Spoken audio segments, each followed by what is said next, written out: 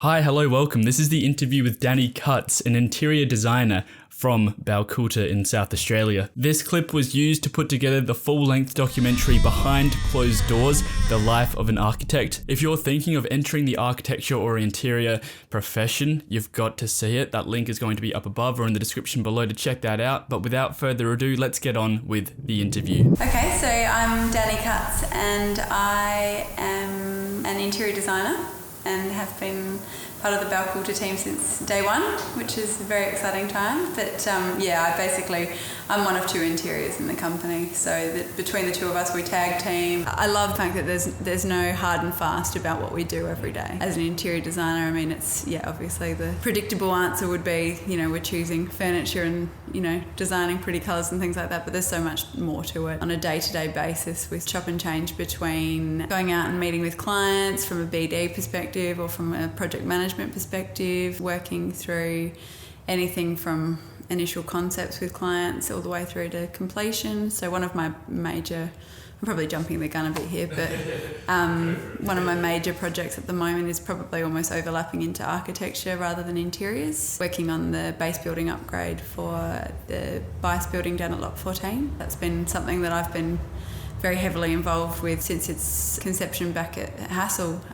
So I was sort of there for the initial interview with the client, which was nice, and then once we were awarded the project, then moved through into concept and now finally on site and seeing it all come to light, which is exciting. But I suppose in answer to your question, what's my role at Baukultur? All and sundry. Yeah, so interior design first and foremost though. So yep. So how long have you been in the profession for? I graduated from UniSA in 2011. So where are we now? 2021. So 10 years. Is that right? Yeah. Coming on 10 years. I should have graduated in 2010 though. I had an elective where I went to Milan to showcase the furniture pieces that we did as part of our final year studio. Rather than graduating on time with everyone else in 2010, I was lucky enough to have the opportunity to go and do that. So in theory I actually graduated 2011, which is about 9.5 years ago. So it was a fantastic opportunity. We're over there for the Milan Furniture Fair. Just a really great introduction to the industry, I think. Getting that experience from going overseas and seeing what the world has to offer was just, profound. So, yeah. How long is the interior design course? Is that 3 years? When I did it was 4 years, and that's combined with honours in the 4th year. Yeah. So, I think there was talk of doing a 3 and 2 split, but when I went through it was 4 years straight. I took a year off after school and then went back and did the straight run 4 years in a row, and then basically straight into the profession, which I found was good for me. I needed that time after school to just sort of, go out and do my own thing for a minute before bogging down and getting straight into the workforce. So I'm glad I took the time, and then here I am, so many years later. Yeah, it's been a good 10 years and good 4 years at uni. I thoroughly enjoyed the degree. Whether it prepared me for the profession, I think it's... Yeah. Okay, I'll hold off. I'll wait for that one then. Yeah. Okay, awesome. Well, the next question was, when you're not in the office, what kind of things do you enjoy working on? Do you have any hobbies outside of interior design / architecture? It's probably well timed you asking that question, because I feel like we've all just gone through this process of setting up our portfolios and CVs as part of the Baukultur process. I mean, I'm very passionate about being active outside of work. Travel's one thing, but actually getting out, and I've been on numerous holidays where we've gone skiing, hiking, all sorts of outdoorsy things. I mean, I love getting out with nature, which is fantastic. I've recently found a new passion in that when I say we, me and my husband, we've moved to a new house, 1920s home. I guess our new passion is now, working on that.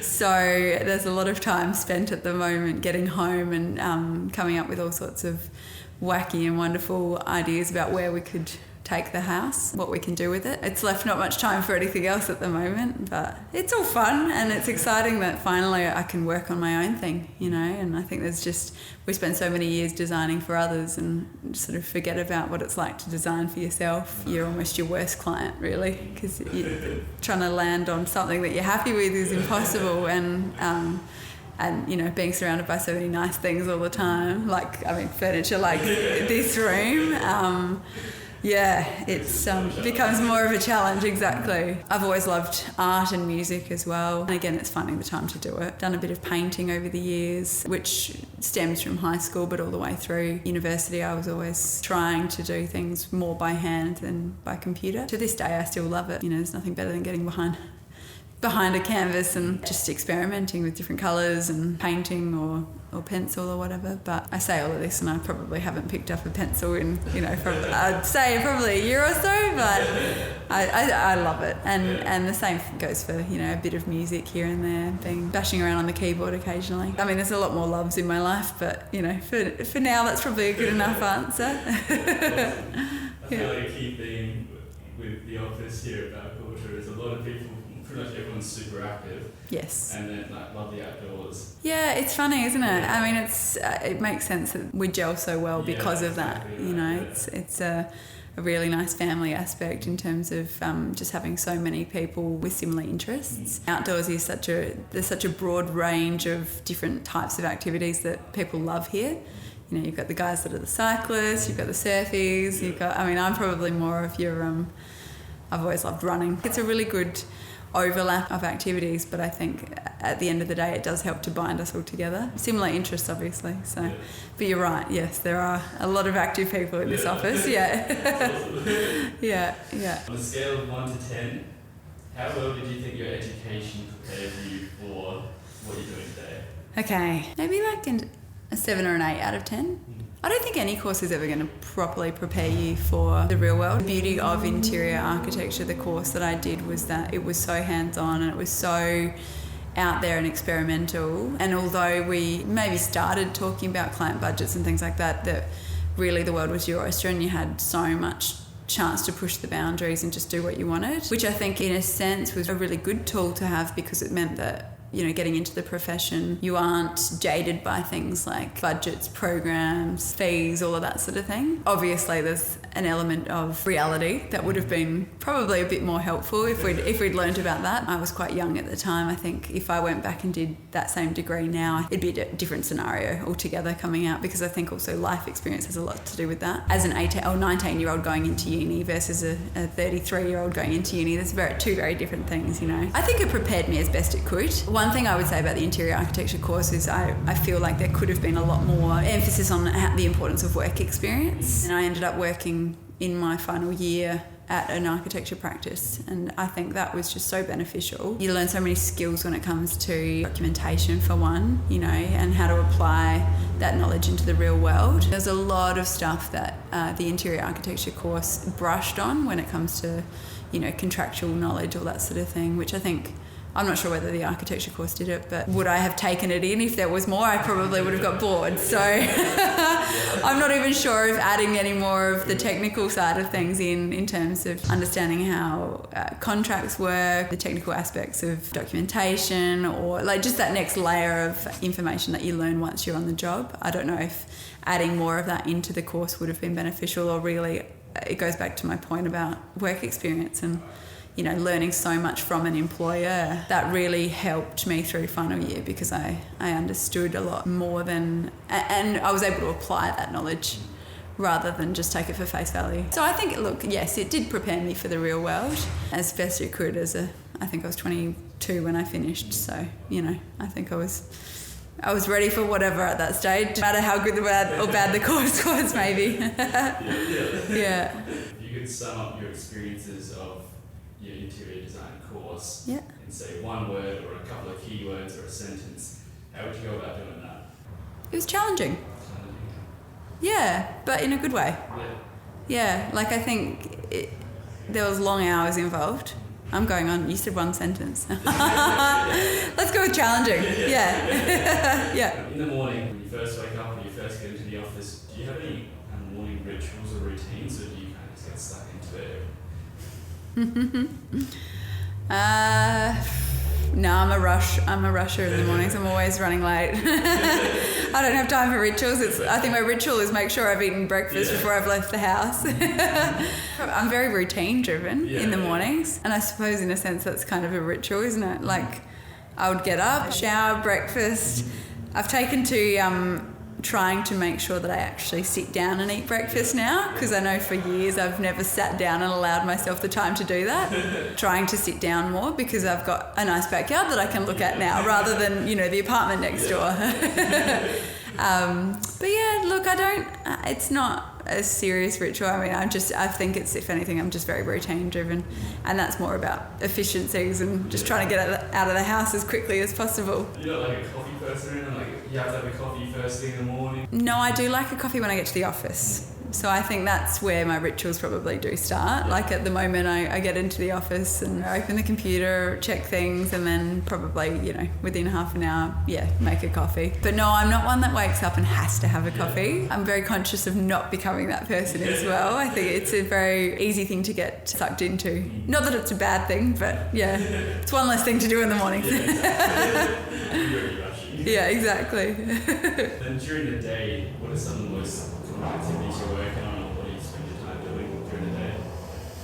Depends on what projects we've got going and what stage they're in. I'm very desk-based at the moment, other than, a site visit once a week. Just trying to jump between projects, spend a bit of time chatting with clients, consultants, navigating your way through project issues, that sort of thing, and resolving things both on site or whether you're in design phase. Last week actually I finished up with the display suite for one of our projects. I was down there a little bit, so it's always nice when you've got something that gets you out of the office a little bit as well, because otherwise, you try and break up your day by, going for a walk at lunch at least. And I'm getting better at this, eating lunch away from the desk rather than sitting at the desk. Some days it can't be helped. Obviously, if you are very much 100% at the desk, just trying to sort of break it up with little trips to the coffee machine or, making sure you take a phone call with a client and actually stepping away. Like I came in here the other day and had a product presentation with one of our reps from Sydney who can't make it to Adelaide at the moment, and ended up just sitting on the couch here and putting her on Teams. I think it's just the little things like that just help to sort of break the day up a little bit. Otherwise it becomes a bit relentless. Being 100% desk-based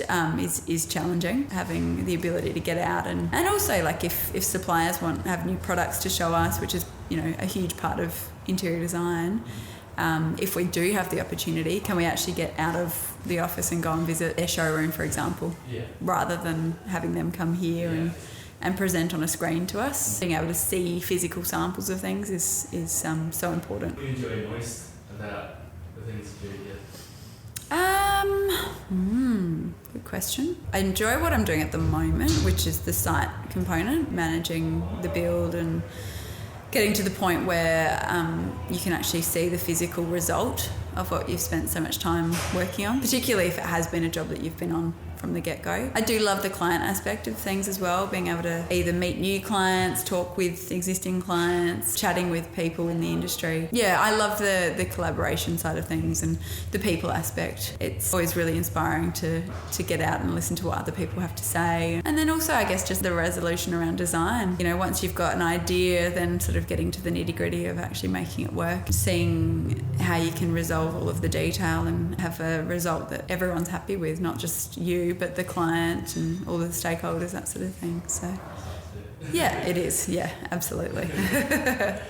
Yeah. So then on the flip side, what do you enjoy the least about being interior design? The occasional long hours, although it hasn't been too bad this year. I feel like it's been a lot worse in the past. Probably dates back to I was in Melbourne for 5 years working over there, and I think the long hours in that and the time and stress involved with that I didn't love, even though the reward at the end was so good. I've got a love-hate relationship with all the admin side of things. It's the sort of thing that gets out of control, but once you've done it, it's satisfying. The day-to-day tasks of keeping up to date with all sorts of filing things to do with each project and that sort of thing, and my own worst enemy when it comes to keeping folders neat and being able to find things again. How would you put what you do on a day-to-day basis on a scale of 1 to 10? I would say at the moment it's up there, like 8, 9 out of 10. Yeah. I think it comes down to the people that you're working with as well. I mean, this year's been as shitty a timing. It's been, starting a new thing in COVID. There was so much uncertainty, but I think I'm really enjoying where I'm at the moment. I feel like this is a plug for the guys. They're just going to look at this later and think, who said what? Like job satisfaction.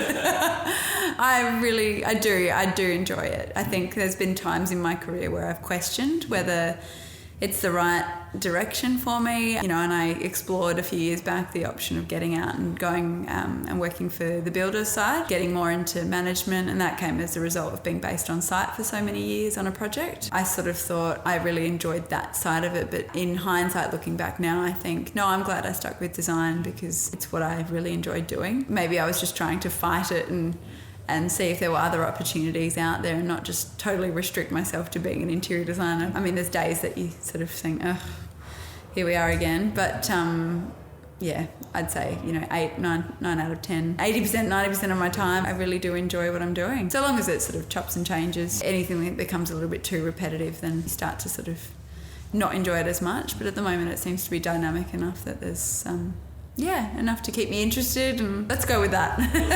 Yeah. What are some of the challenges you face being an interior designer? Budgets, particularly in Adelaide. Aligning client expectations with budget, with time, like all of that sort of thing can be challenging at times. Not to say that doesn't make it, that makes it unenjoyable. I think that, if anything, that it makes it more of a challenge. Unrealistic deadlines.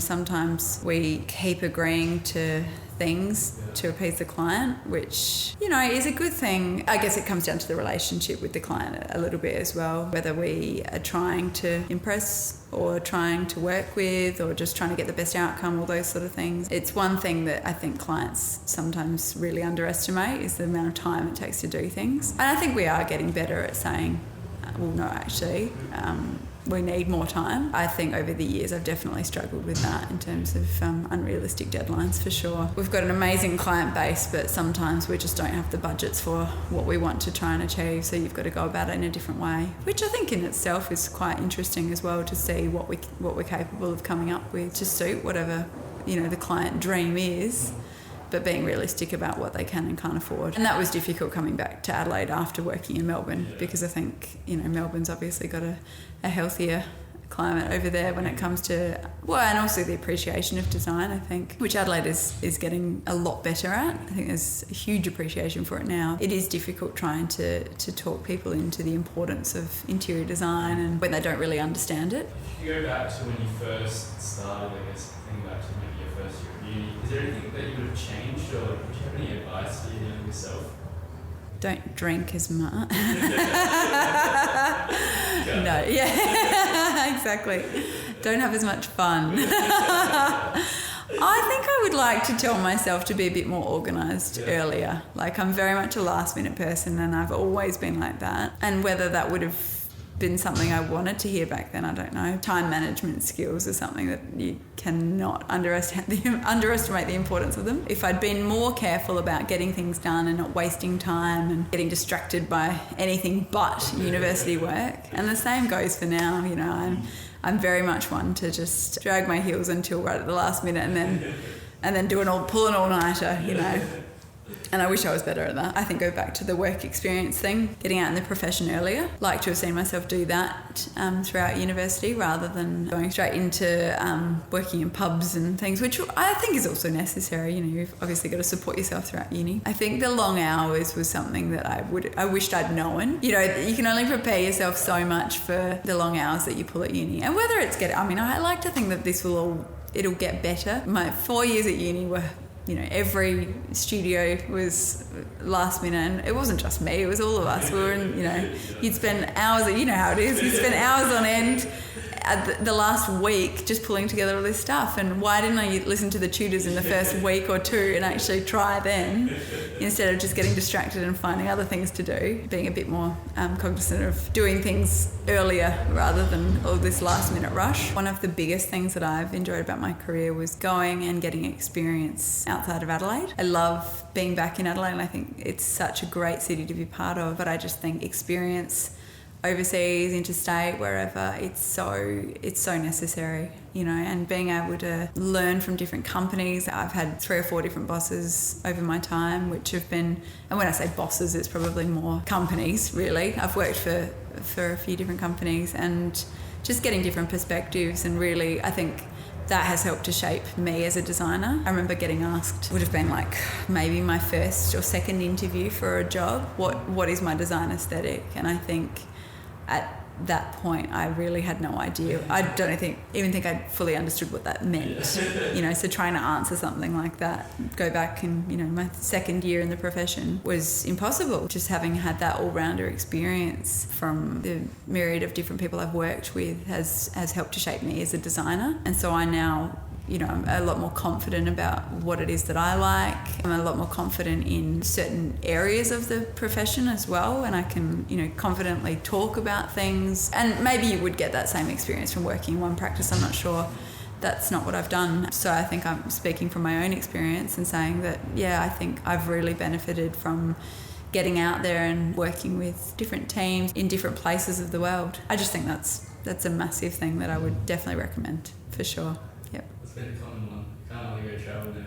Oh, absolutely. You've got to. Like, it's just, I mean, this year's probably not great for travel, but, you know, I think absolutely get out there. And I mean, travel in itself is just so necessary. And regardless of whether you're working for a company interstate or overseas or just locally, being able to travel, absolutely. You know, there's just so many incredible instances of design overseas, and, you know, they live and breathe it.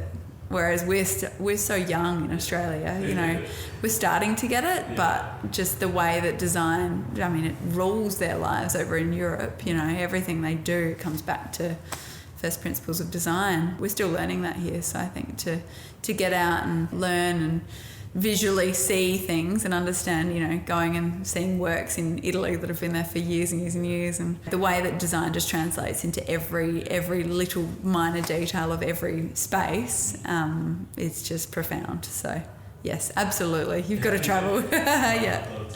I will. Yeah. How bloody cool was that? If you haven't checked out the full-length film Behind Closed Doors, The Life of an Architect, you've got to set some time aside for that, because it's pretty incredible what some of these guys have to share with you, some information and resources that will be really helpful if you're thinking about studying architecture or you just want to get an insight into the profession. So if you want to check that out, you can click that button to the side here, or if you just want to go on with the next interview, check out that button to the side there. Catch you there.